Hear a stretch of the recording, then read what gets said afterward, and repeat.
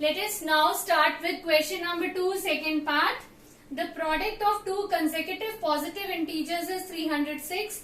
We need to find the integers. Now they are talking about two consecutive integers means लगातार जो दो positive integer है, मतलब एक के बाद एक. So let the two consecutive positive integers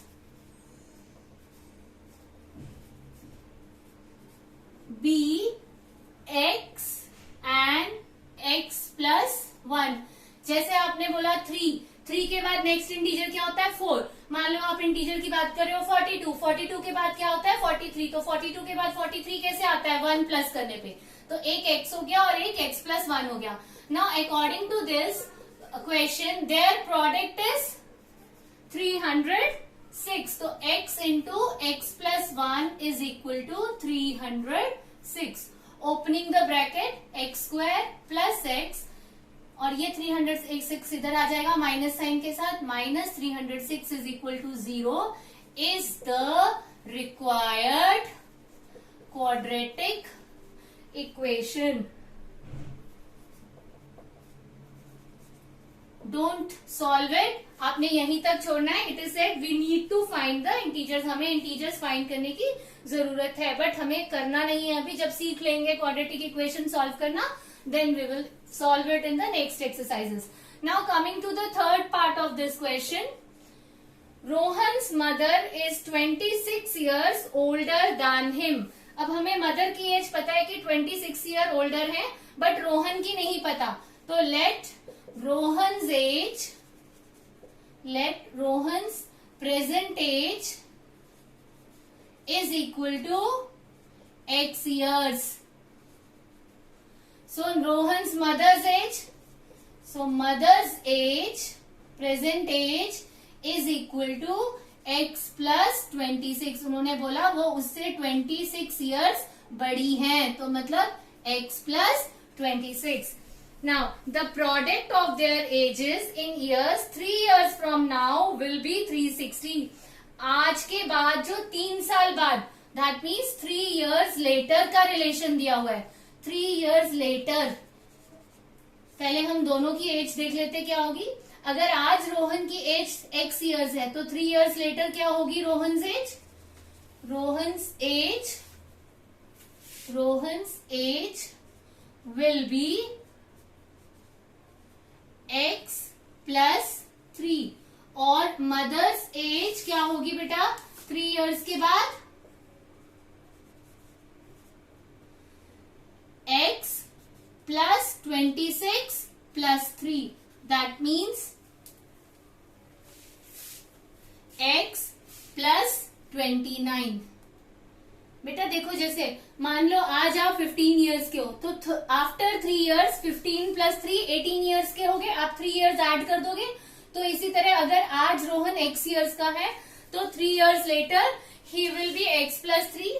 और अगर आज मदर की एज x प्लस 26 है, so 3 years later she will be x plus 29. Now according to question, it is said the product of their ages 3 years from now will be 360. This means x plus 3 into x plus 29 is equal to 360.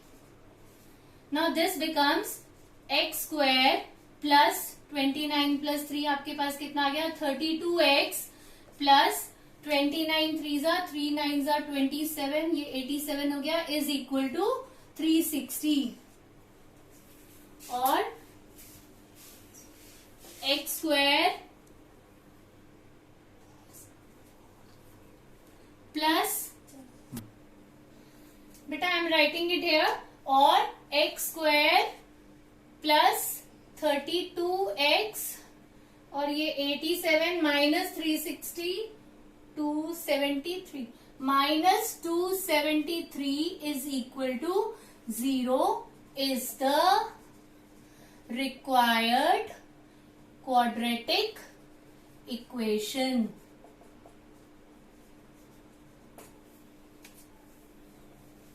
बेटा fourth part.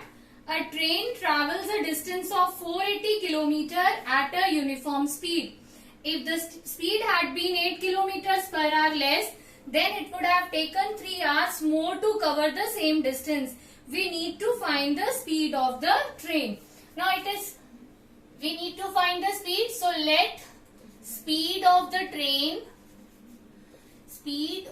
train is equal to x kilometer per hour. Now distance covered is 480 kilometer. Distance is equal to 480 kilometre. तो बेटा अगर speed x है, distance 480 है, तो time क्या होगा? Time is equal to distance upon speed.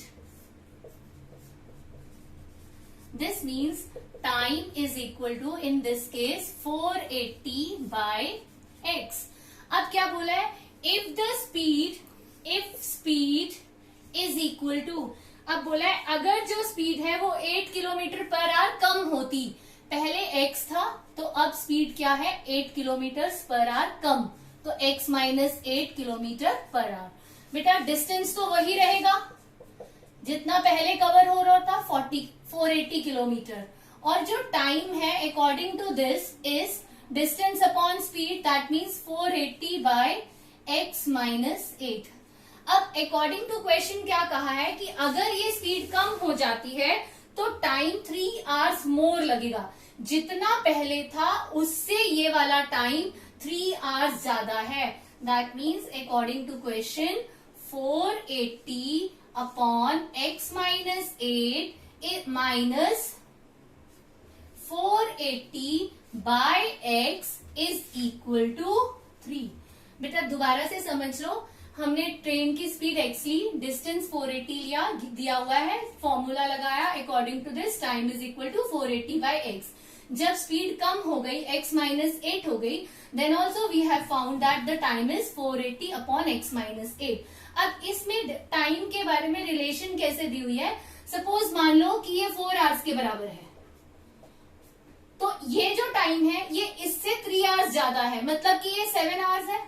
इसका मतलब इस टाइम में से अगर हम ये वाला टाइम माइनस करते हैं तो 3 आना चाहिए.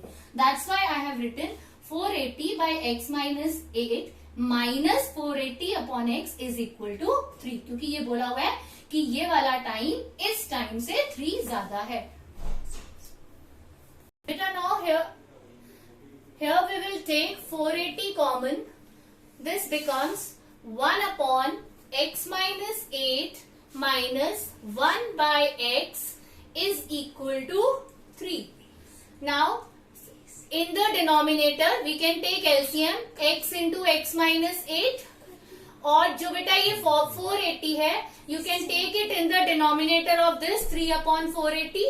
और यहाँ पर जब हम ब्रैकेट सॉल्व कर रहे हैं, LCM x into x minus 8 आया, x माइनस 8 पहले से है तो ऊपर न्यूमरेटर में क्या आएगा? x माइनस, और यहाँ से x इंटू में x माइनस 8 ये आता है, तो minus x minus 8. So now this is equal to x minus x plus 8. ये नेगेटिव साइन का बहुत ध्यान रखना है बेटे आपने. If you are writing it without bracket this will be minus 8 which will be wrong. तो आपको जब भी नेगेटिव साइन है तो ब्रैकेट जरूर लगाना है. Upon I am opening this bracket, x square minus 8x is equal to, अब ये 3 और 480 कैंसिल हो रहे हैं तो 3 1 जा 3, यहाँ पर आ गया 3 1 जा 3, 3 6 जा 3 0 जा, तो 1 upon 160. Now this x and this x gets cancelled off. Again doing the cross multiplication, x square minus 8x into 1 किया है तो दोनों से 1 मल्टीप्लाई होगा, और ये जो है इज इक्वल टू 160 को हम 8 से मल्टीप्लाई करेंगे,